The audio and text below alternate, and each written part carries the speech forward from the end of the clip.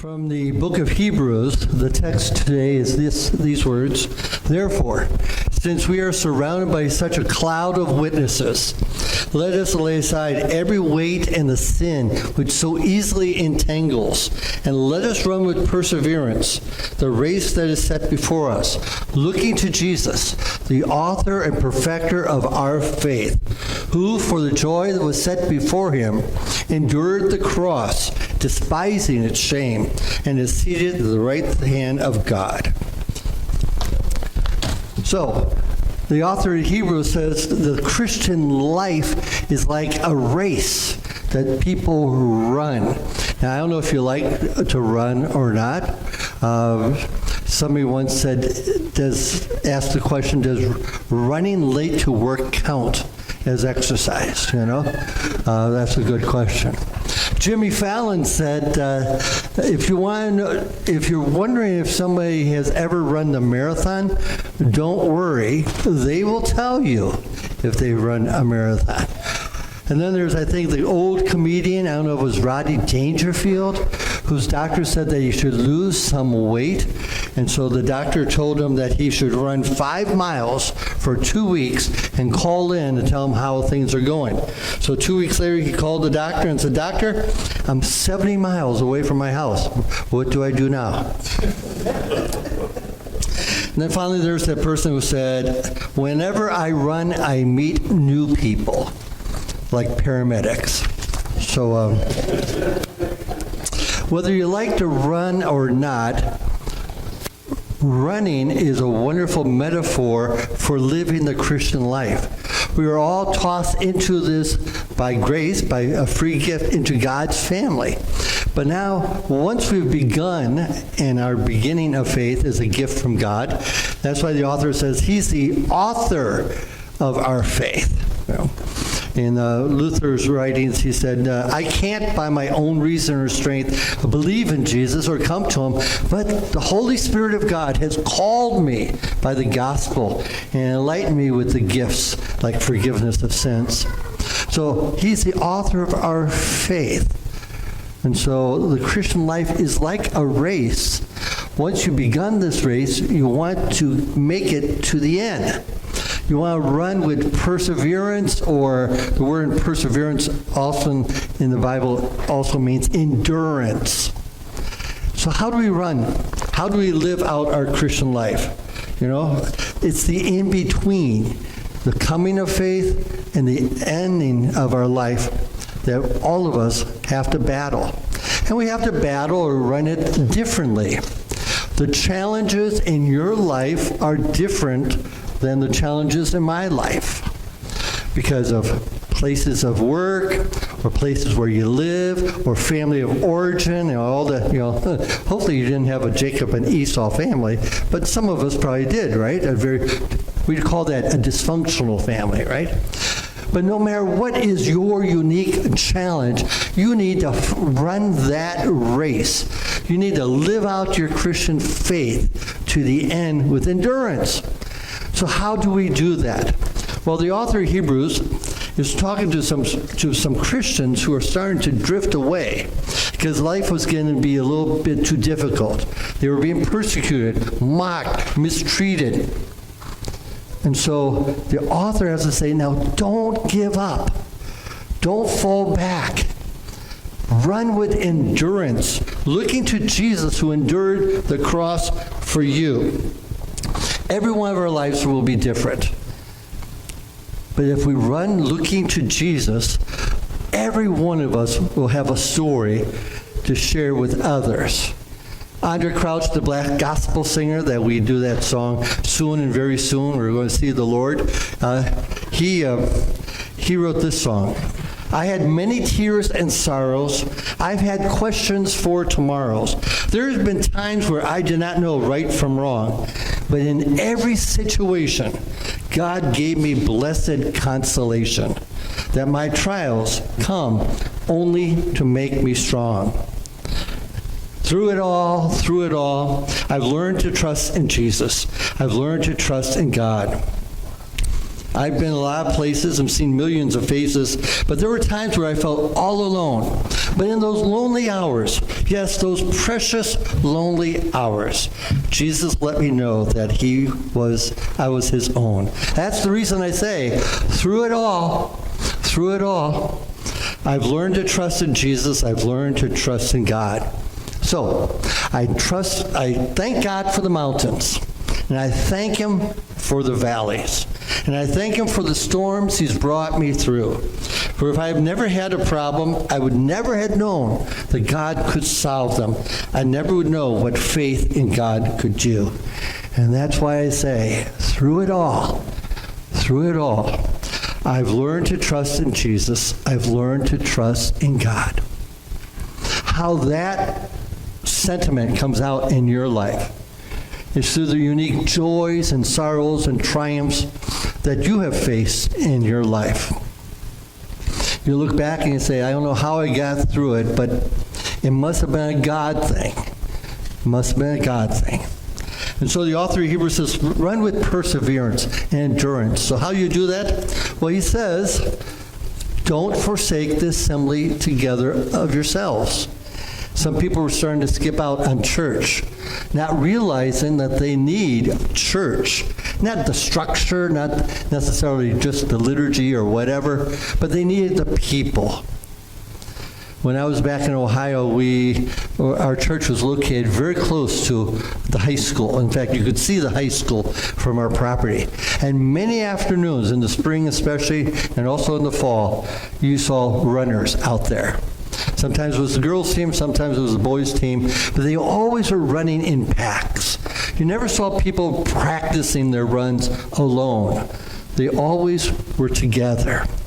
There was something about running together where they can talk to one another, encourage one another, spur one another on, that made them more successful. That's why you need church. You need the conversations of one another to encourage, especially when you go through tough times, to have people there for you so that you don't give up, but that you run with endurance. He says that. Don't give up meeting together. Some are doing that to their detriment. But the other thing is to see yourself surrounded in a race with a stadium full of good examples. And that's that long reading that Rick had to read today. All those peoples and all those names, Those are the people in the stands, Their lives are cheering you on by their example. Who has encouraged you the most in your faith? Was it grandparents, moms or dads, a Christian friend at work or in school or in the army or the service that you were in? Who's been an influence for you? Let that be one of those people that you're surrounded by.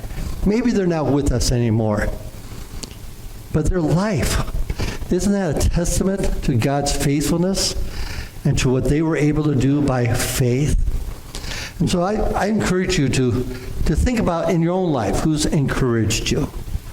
And some of these Bible examples you may or may not know, and it may not be as meaningful, but God has given us over the years wonderful helps. There's this book called Fox's Book of Martyrs. I think every Christian should have that book in their library. Oh, and speaking of books, I put more books out if you want to take some, but that's not one.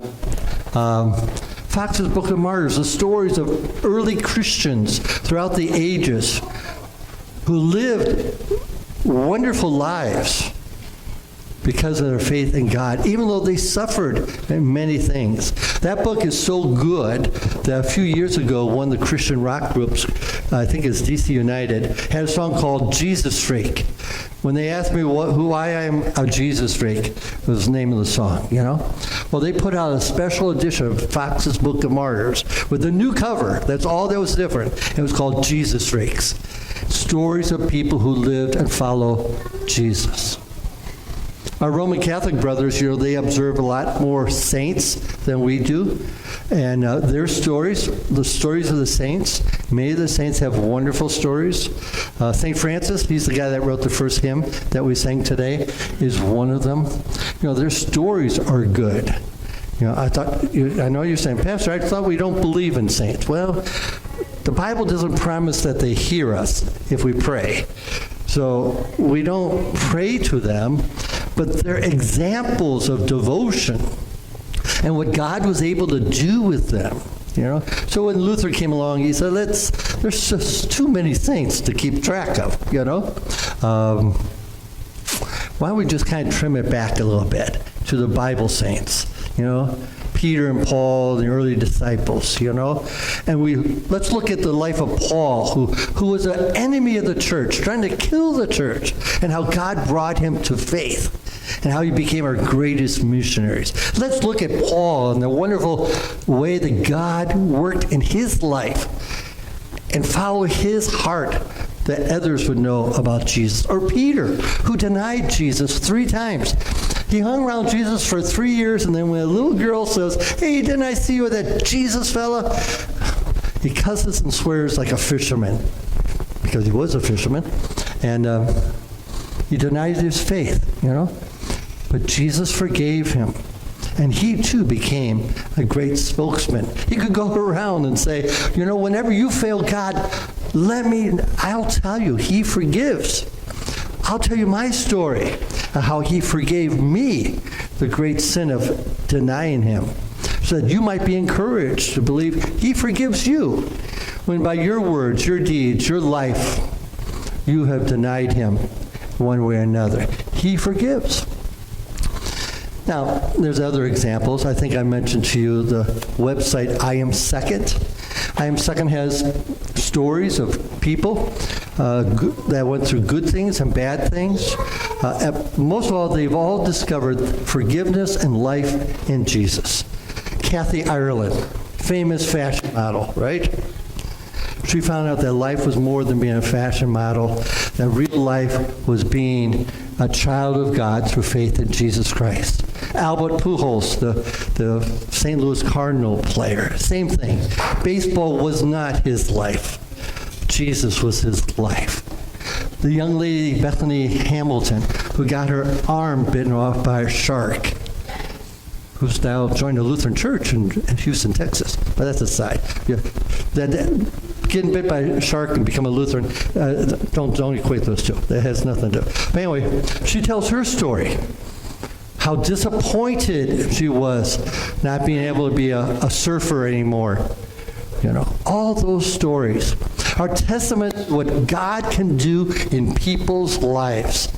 And so what happened? So don't forsake this on yourselves. Look at all those examples in your family history, in your local church, in Christian history, modern day saints.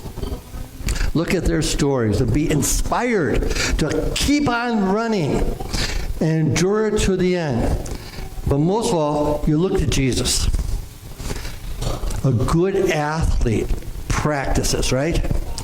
But it's not just practice. They concentrate. They're focused.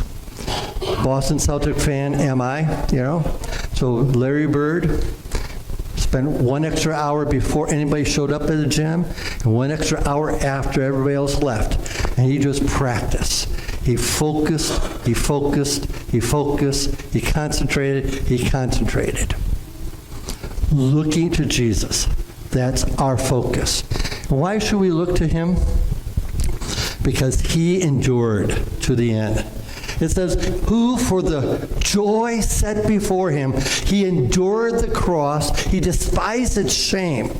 Now, I don't know what that joy was, but I think it was the fact that someday he would welcome us into heaven and embrace us in his arms and say, Father, this is one of ours because I died for this person,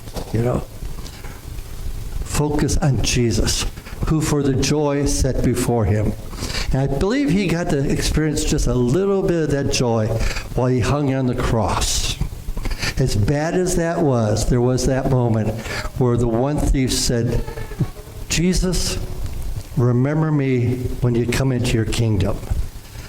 And Jesus had the joy of saying, today you'll be with me in paradise. A little foreshadowing of the welcoming Jesus will do for all of us. Why do we look to Jesus? Not just to make him our example, to make him our life. He died on the cross so that the pastor can say to you, you're forgiven for every time you've fallen. You can get back up. Just take his hand. You can still stand and make it to the end. We look to Jesus, who forgives fallen sinners like you and I. And then what happens when we don't forsake the assembly of ourselves? As we look at all these examples, and most of all look to Jesus, we have a story to tell. For those around us, or maybe our children, or maybe our grandchildren, there's a real ministry of grandparents in this day. Maybe we'll have a legacy to leave behind. A Christian singer named Steve Green sang about that. I think it's a powerful song. We're just going to play that song. And let this song be your heart's prayer for others in your family and in your daily contacts. It said, find us faithful.